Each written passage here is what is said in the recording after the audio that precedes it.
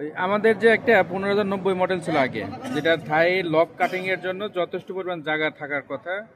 তো ওই রকম মেশিন এই যে এই মডেলটা, এই মডেলটা আমাদের বাংলাদেশে এখনো ঢোকে নাই। এটা হয়তো ডিসেম্বরের প্রথম থেকে নাহলে মাঝে মাঝেতে আসবে।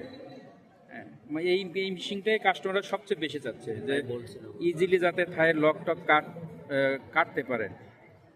এখানে দেখেন বেজের যথেষ্ট একটা জায়গা আছে, এই দেখেন এই যে এই জায়গাটা, হ্যাঁ এই জায়গাটা দেখেন যথেষ্ট পরিমাণ জায়গা আছে।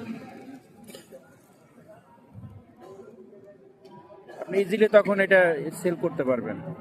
এটা 2200 ওয়াট সম্ভবত, এটাও হবে 2200 ওয়াট। স্পেসিফিকেশন এখানে আছে। হ্যাঁ, এই যে স্পেসিফিকেশন এখানে, এটাও 2200 ওয়াটই হবে। হ্যাঁ হ্যাঁ, 90-এর পরিবর্তে এই মডেলটা আসবে। এই মেশিনটা ডিসেম্বরের মধ্যে চলে আসবে ইনশাল্লাহ। বেশি বেশি করে 90 না, এই মডেলটাই লেখা থাকবে 4721। না, এই মডেলটাই যেটা লেখা আছে 4721।